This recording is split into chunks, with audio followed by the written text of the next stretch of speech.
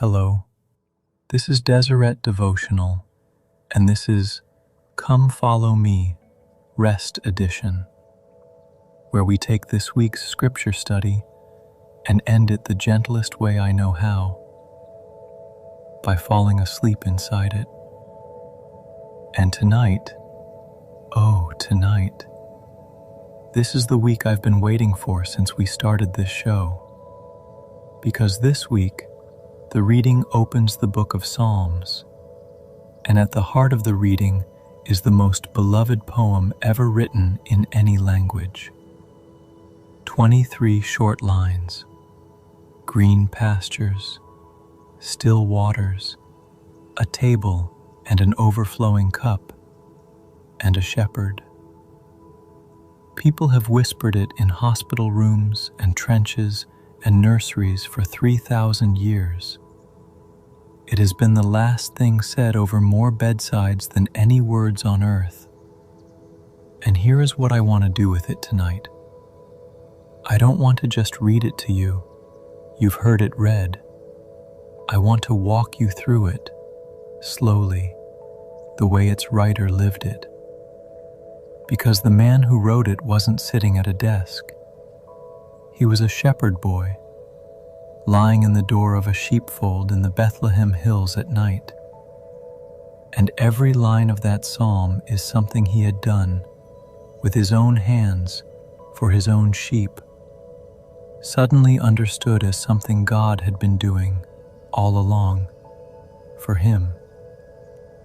Someone once said that most of Scripture speaks to us, but the Psalms speak for us. They are the prayers we would pray if we had the words. Tonight, we'll borrow them. So let yourself arrive. Feel the weight of your blankets resting on you. Let your shoulders come down, away from your ears. Let your jaw soften. Unclench your hands. Tonight, you are not the shepherd of anything. Not your worries, not your to-do list, not even your own sleep. Tonight, for once, you're the sheep. And being the sheep you're about to remember is wonderful news. Just listen. Come with me into the hills just outside Bethlehem, 3,000 years ago, on a warm summer night. We're not on the open range tonight. Tonight we're somewhere snugger, inside a sheepfold, a wide circle of dry stone wall, stacked waist-high by generations of shepherds, up on the shoulder of a hill, with one narrow gap for a gate. Feel how different this is from last week's endless hillside. The stone wall curves around you, close and old and sturdy, still letting out the day's warmth like a hearth.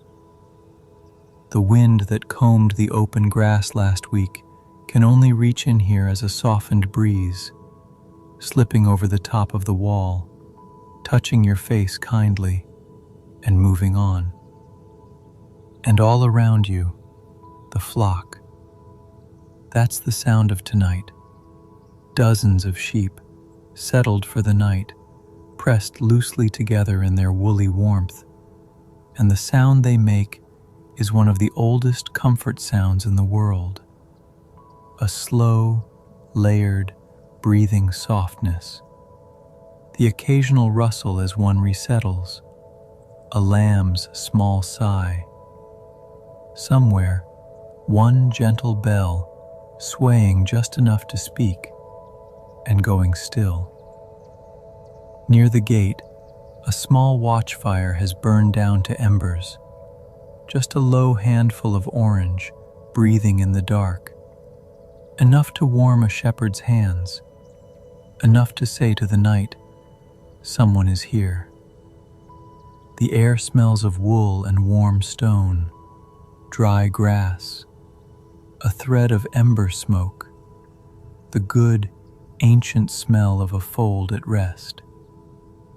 And above the wall, the stars, thick and close tonight, leaning in over the little fold like a crowd over a cradle. Now look toward the gate, because there he is, a boy, maybe 16, sitting in the very gap of the wall where a gate would be. That's where shepherds slept, in the doorway itself, so that nothing could come in and no sheep could wander out except over him. He is literally the door of the sheep. He has a harp beside him, a small one, homemade, and every so often his fingers find it without looking, and a few soft notes wander out over the flock. Not a song exactly, just the sound of someone content. His name is David, youngest son of Jesse of Bethlehem, and none of the great things have happened to him yet. No giant, no crown, no throne. Right now, he is just the boy his family sends out to keep the sheep, which everyone agrees is the smallest job in the house. And in this smallest job, on nights exactly like this one, he is quietly becoming the man who will teach the whole world how to pray. Settle in among the flock, then, one more warm shape in the dark, and let's listen to what these nights taught him. Everything David ever wrote began here. Long before the Psalms were sung in the temple by choirs, they were hummed in this fold to an audience of sheep. And the deepest thing this boy learned in the hills was not about sheep at all. It came to him slowly, watch by watch, season by season, the dawning realization that everything he did for this flock, someone was doing for him. He led them, and he was being led. He guarded the gate, and he was being guarded. He knew each one by name and by face, and by the particular sound of its bleat, and he began to suspect, with growing wonder, that he was known like that too. And one night, maybe a night just like this one, it all came together into 23 lines. So let's walk them the way he lived them, line by line, at flock speed, which is the slowest and kindest speed there is. Start with what those 5 words meant in the mouth of an actual shepherd. A sheep with a good shepherd lacks nothing, not because the pasture is always lush, but because someone competent is doing the worrying. The sheep does not plan the route. The sheep does not scan the horizon. The sheep does not lie awake calculating water. All of that, every bit of it, has been taken off the sheep and placed on the shepherd. The sheep's entire job description is, stay near and be led. I shall not want. It isn't a boast about circumstances. It's a resignation letter from the position of running the universe. David looked at his own drowsy, unbothered flock and realized, that could be me. That is me. Someone competent has my worries, and he never sleeps on the job. Tonight, you're allowed to submit the same resignation, effective immediately. Now, here is my favorite piece of shepherd's knowledge in the whole psalm. And once you hear it, this verse will never be the same. Sheep will not lie down when they're afraid. It's simply true. Every shepherd knows it. A frightened flock stays on its feet, restless, milling, no matter how green the grass is. Hungry sheep won't lie down either, nor thirsty ones, nor a flock that's bothered and bickering. For a sheep to actually fold its legs and rest, 4 things have to be true all at once: fed, watered, at peace with the flock, and completely unafraid. And not one of those 4 is something the sheep can arrange for itself. Every single one is the shepherd's doing. So when David wrote, "He maketh me to lie down," he wasn't describing force. He was describing the finished work of a shepherd so thorough that lying down finally became possible. Rest in this psalm is not something the sheep achieves. It is something the shepherd provides, and the sheep merely accepts. If rest has been hard for you lately, hear that gently. Your inability to simply decide your way into peace isn't a personal failing. Sheep can't do it either. It was never supposed to be your job. It's his, and he is very, very good at it. And the still waters, this too is shepherd craft. Sheep are afraid of fast water. They won't drink from a rushing stream, and they're right not to. Wool is heavy when it's wet. So a good shepherd goes ahead, finds the quiet pool, or with his own hands stacks a few stones in the current to make a stillness where there wasn't one, and then leads the flock to the calm he created. He leadeth me beside still waters means somewhere ahead of you, tonight's calm has already been prepared. By hand. On purpose. You're being walked toward it right now. One more piece of shepherd's lore, the tenderest one. Sometimes a sheep rolls onto its back, in a soft hollow or heavy in full wool, and cannot get up again. Shepherds have a word for it, a cast sheep. It lies there with its legs in the air, helpless, and it cannot right itself, no matter how it struggles. And left that way too long, a cast sheep will die, not from any wound, just from being stuck upside down. And what does the shepherd do when he finds one? He doesn't scold it. He doesn't lecture it about carelessness. The record of every shepherd who ever lived is the same. He kneels down, takes the animal gently in both arms, rolls it upright, holds it steady while the blood returns to its legs, rubbing them, murmuring to it, and stays until it can stand on its own. And then it simply rejoins the flock, and nothing more is said. He restoreth my soul. David had done it 100 times, and then one day he understood it had been done 100 times to him. Every one of us gets cast sometimes, flipped over by something soft even, stuck, legs in the air, unable to explain to anyone why we can't just get up. And the shepherd's response every time is not the lecture, it's the kneeling, the strong hands, the being held upright until your strength comes back. If that's the kind of week this has been, he's already kneeling. Yea, though I walk through the valley of the shadow of death, I will fear no evil, for thou art with me.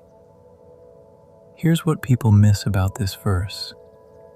The valley is on the route.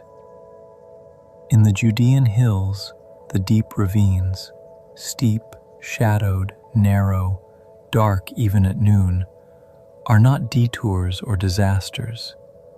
They are the paths between pastures. The only way to get a flock from the low spring grazing to the high summer grass is through. Every shepherd knows the valleys, plans for them, and walks them at the head of the flock, rod in hand. So when the psalm goes dark for one verse, notice everything it quietly claims. Through, not around, and not stopped in. The valley has an exit, and the route was chosen by someone who has walked it before. And notice the other thing, the thing readers have noticed for centuries. In the green pastures, David says, He maketh me, He leadeth me. But the moment the path enters the shadow, the psalm turns and speaks to God directly. Thou art with me. In the dark, God stops being a topic and becomes a presence. Fear no evil, not because the valley isn't real, but because you have never once walked it alone.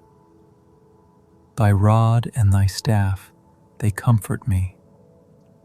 The rod for whatever threatens, the staff with its crook for the sheep itself, for lifting the fallen one, for a gentle tap that says, this way, for the touch on the flank in the dark that means simply, still here, still here, still here. Thou preparest a table before me. High in those same hills are the summer tablelands, flat-topped mesas of rich grass. Shepherds actually called them tables, and a good shepherd would climb up alone, days ahead of the flock, walking the whole table, clearing it, so that when the sheep arrived, they grazed in perfect peace on ground that had been prepared before them, even with the wild hills all around. The peace didn't come from the absence of a wilderness. It came from the preparation of the shepherd.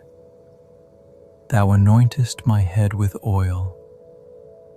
At the fold gate each evening, the shepherd stood in the gap and let the flock file past one by one, inspecting each face. And where there was a scratch, a fly bite, a sore place, out came the horn of olive oil, and the wound was anointed gently before the sheep passed in to rest. Nobody entered the fold unexamined, and nobody's hurt went untended. Whatever this day scratched into you, you don't carry it into sleep untreated. He's at the gate with the oil. My cup runneth over. The shepherd's stone water troughs, filled by hand, bucket after bucket, until they brimmed, generosity measured in overflow. And then the line I love most in the whole psalm. Surely goodness and mercy shall follow me all the days of my life. Follow me. Think about what follows a flock. The shepherd leads from the front, but a wise shepherd's dogs, or his own watchful walking, cover the rear. So the flock moves through the world, guarded before and behind. David looked back down the trail of his life, and where a rear guard would be, he saw goodness and mercy, not chasing him to catch him in a fault, following him the way a father trails a toddler, hands ready. You do not have to hunt down God's goodness tomorrow. It's behind you and gaining. It has your scent. All the days of thy life, it will not lose the trail, and it will follow you home. And I will dwell in the house of the Lord forever. The psalm that begins in a pasture ends at home, with the door closed kindly behind you forever. And Psalm 23 has brothers and sisters. This week's reading is full of them, and so many of them were born at night, in that same fold gate, under that same crowd of stars. Let me hand you 3, briefly, like a shepherd handing out bread. There's the one that begins with the boy lying on his back in the gate, looking up. When I consider thy heavens, the work of thy fingers, the moon and the stars which thou hast ordained, what is man that thou art mindful of him? The finger-work of God overhead, vast beyond thought, and the astonishing answer, mindful of you. Thou hast made him a little lower than the angels, the psalm marvels, and crowned him with glory. The same sky that made Job feel small, made David feel treasured. Both are true, and tonight you can have them both. There's the one for hard seasons. Weeping may endure for a night, but joy cometh in the morning. The psalmist doesn't pretend the night of weeping away.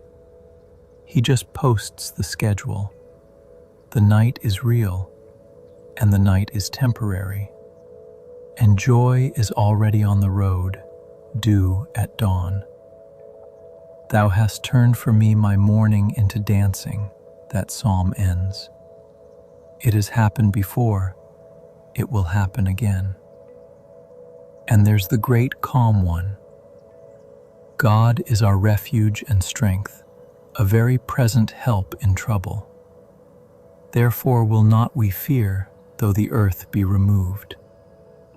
There is a river, it sings, the streams whereof make glad the city of God. God is in the midst of her. She shall not be moved. God shall help her, and that right early. Right early.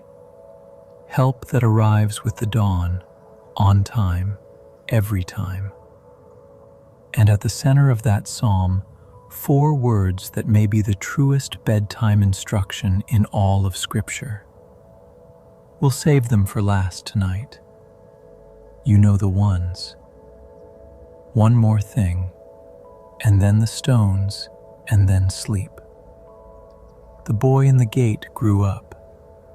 Giant, crown, throne, great sins and great sorrows and great mercies, the whole sweep of a huge life. And through all of it he kept writing psalms. And the shepherd's psalm outlived him, and his kingdom, and his language. And 1,000 years later, in these very hills, shepherds were keeping watch over their flocks by night, when the sky filled with song. And the child born that night in David's own town grew up to stand before the people and take David's psalm upon himself, saying, I am the good shepherd. The good shepherd giveth his life for the sheep. And I know my sheep, and am known of mine. So the psalm turned out to be more literally true than even David knew. There really is a shepherd. He really does know your name and face and the particular sound of your voice. He really has walked the darkest valley ahead of you, all the way through and out the morning side.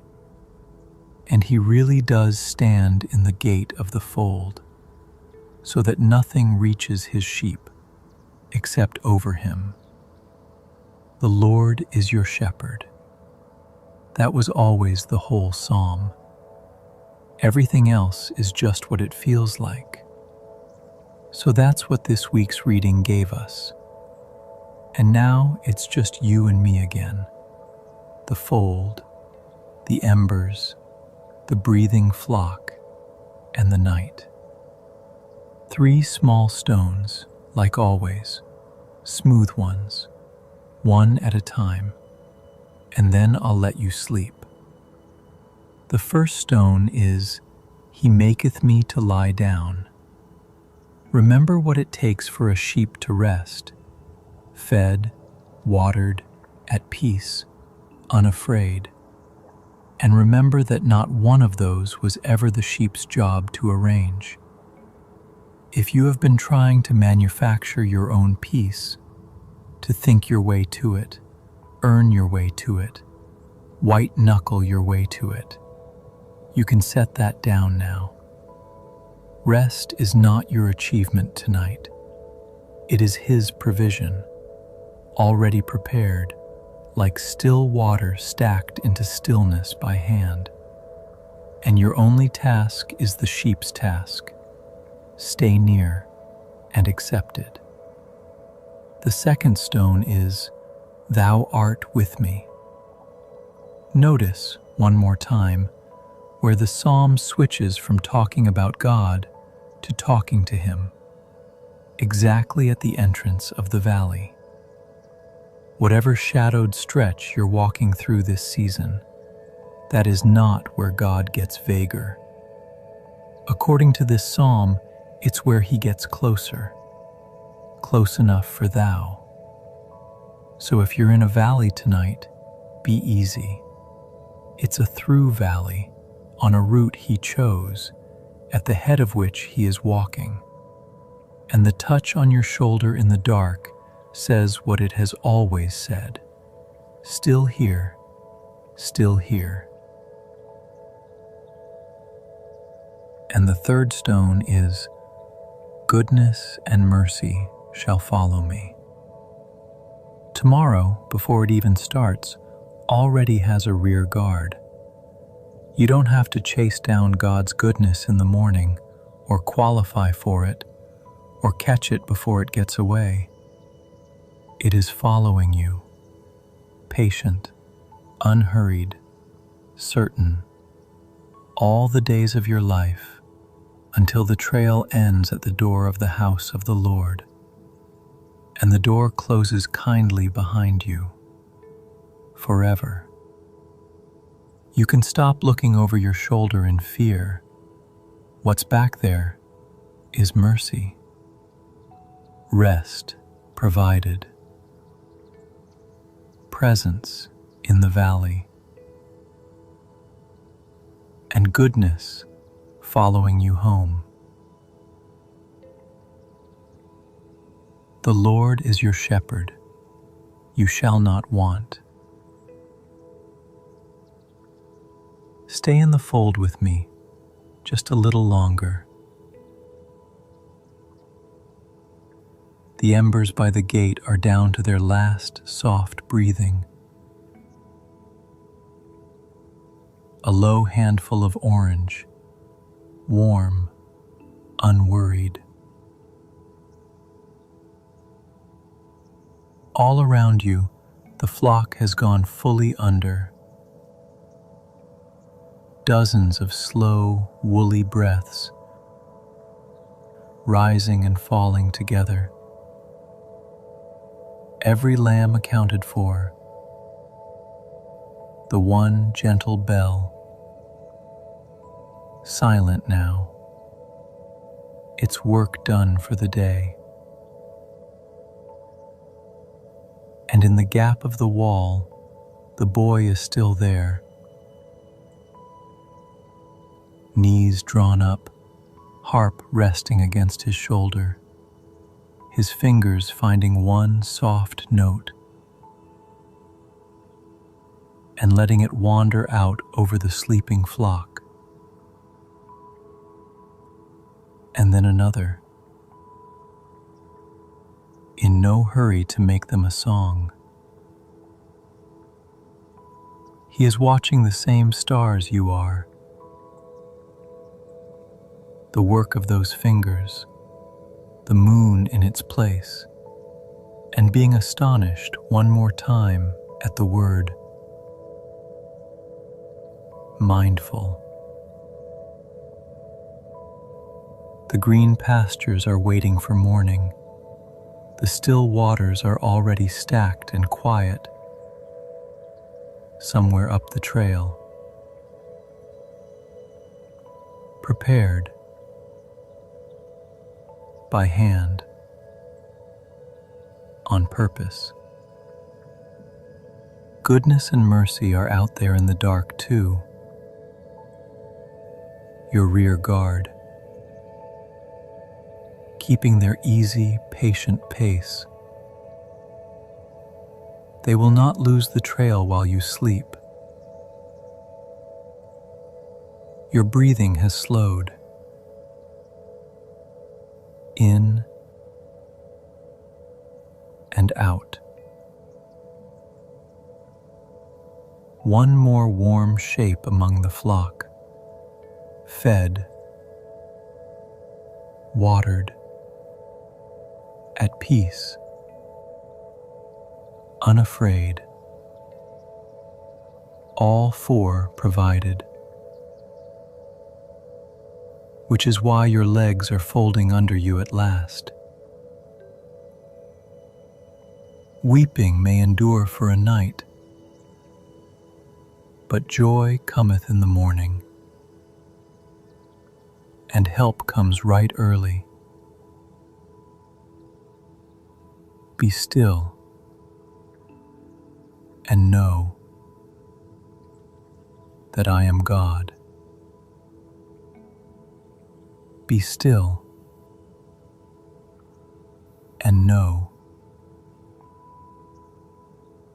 Be still.